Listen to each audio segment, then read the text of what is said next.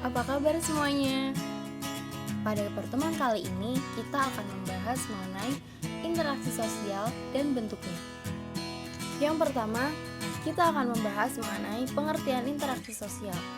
Interaksi sosial merupakan hubungan dan pengaruh timbal balik antara individu dengan individu, individu dengan kelompok, dan kelompok dengan kelompok.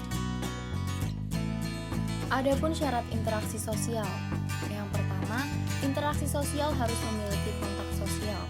Yang kedua, adanya komunikasi, dilakukan baik secara langsung maupun tidak langsung.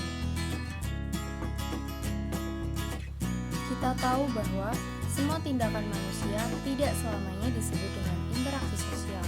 Maka dari itu, interaksi sosial memiliki ciri. Yang pertama, adanya pelaku interaksi. Yang kedua, berlangsung secara timbal balik. Yang ketiga, adanya komunikasi antar pelaku dengan menggunakan simbol-simbol yang disepakati antara kedua belah pihak. Dan yang terakhir, adanya tujuan tertentu. Selanjutnya kita akan membahas mengenai bentuk interaksi sosial. Bentuk interaksi sosial dibagi menjadi dua. Yang pertama adalah asosiatif. Bentuk interaksi asosiatif merupakan bentuk interaksi sosial yang bersifat positif dan mengarah pada kesatuan. Adapun proses asosiatif. Yang pertama, kerjasama. Kerjasama merupakan suatu usaha yang dilakukan bersama antara individu maupun kelompok yang memiliki tujuan tertentu. Yang kedua, akomodasi merupakan proses penyesuaian diri individu dengan individu dan kelompok dengan kelompok yang saling bertentangan. Akomodasi juga dibagi menjadi beberapa bentuk. Yang pertama ada koersi, merupakan bentuk akomodasi dengan cara menyelesaikan suatu konflik menggunakan paksaan, ancaman, tekanan, maupun kekerasan. Kemudian kompromi. Kompromi merupakan suatu akomodasi yang cara menyelesaikan konflik melalui pengurungan tuntutan. Selanjutnya ada konsiliasi, merupakan penyelesaian konflik melalui pihak tertentu untuk mempertemukan keinginan antara kedua belah pihak yang sedang bermasalah. Kemudian ada arbitrasi, merupakan pihak ketiga dalam menyelesaikan sebuah konflik. Contohnya seperti gambar berikut. Mediasi merupakan pihak ketiga namun hanya sebagai penasihat dalam sebuah konflik. Dan selanjutnya, adjudikasi merupakan penyelesaian masalah melalui jalur hukum. Bentuk interaksi sosial yang ketiga adalah asimilasi, yang merupakan pembaruan dua kebudayaan yang disertai dengan hilangnya ciri khas kebudayaan yang asli sehingga membentuk kebudayaan baru. Contohnya pada tari coket, yang merupakan peleburan antara budaya Betawi dan Tiongkok. Bentuk interaksi sosial yang keempat adalah akulturasi, yang merupakan proses pertemuan dua kebudayaan atau lebih yang lambat laun dapat diterima dan tanpa menyebabkan hilangnya kepribadian kebudayaan itu sendiri. Contohnya pada Masjid Cengho, yang merupakan percampuran dua budaya, yaitu budaya Buddha dengan Islam dalam bentuk arsitektur. Kemudian kita akan membahas mengenai bentuk interaksi sosial disosiatif. Bentuk interaksi sosial disosiatif ini merupakan interaksi sosial yang mengarah pada perpecahan baik dari individu maupun kelompok. Bentuk interaksi sosial disosiatif ini juga dibagi menjadi beberapa bentuk. Yang pertama, persaingan merupakan interaksi sosial di mana individu atau kelompok bersaing untuk mencari keuntungan.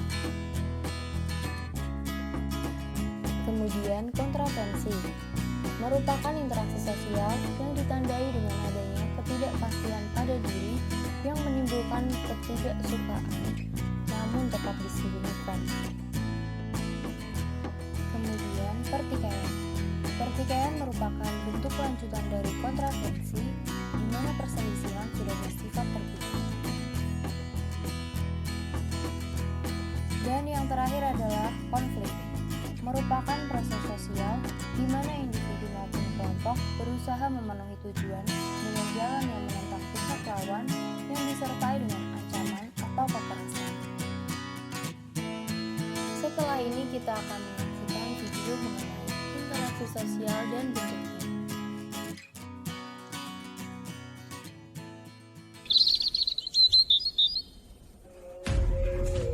Ini namanya live nih ya. Halo guys. Oke, aman udah makan kali ya. Wahai, sampai.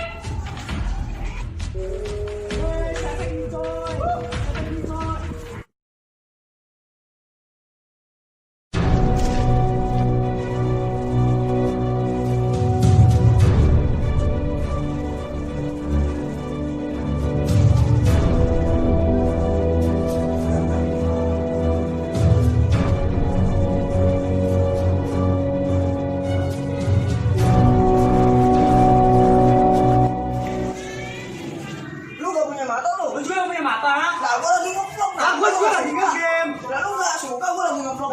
Lu juga gak suka Lu nge-game. ngajak Ya lu gua. maunya apa? Nanti dah sama gua ke lapangan.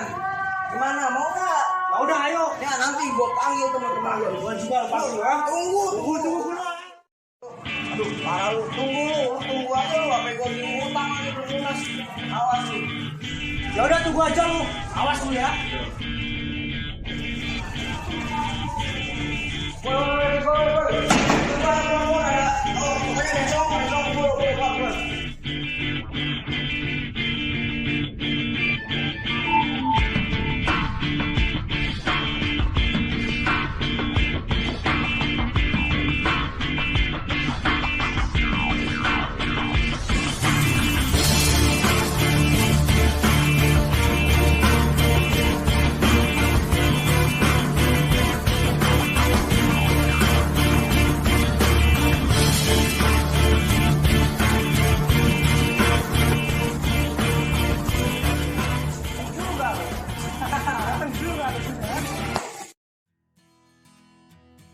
Setelah melihat video tersebut, mari kita kaitkan dengan materi yang telah kita pelajari. Yang pertama, bentuk interaksi apakah yang termasuk dari video tersebut? Yang kedua, penyelesaian tersebut menggunakan akomodasi yang seperti apa?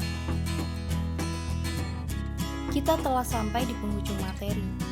Setelah mempelajari interaksi sosial dan bentuknya, dapat kita simpulkan bahwa interaksi sosial berpengaruh terhadap lingkungan sekitar serta ilmu-ilmu lain, seperti pada ekonomi, politik, dan hukum.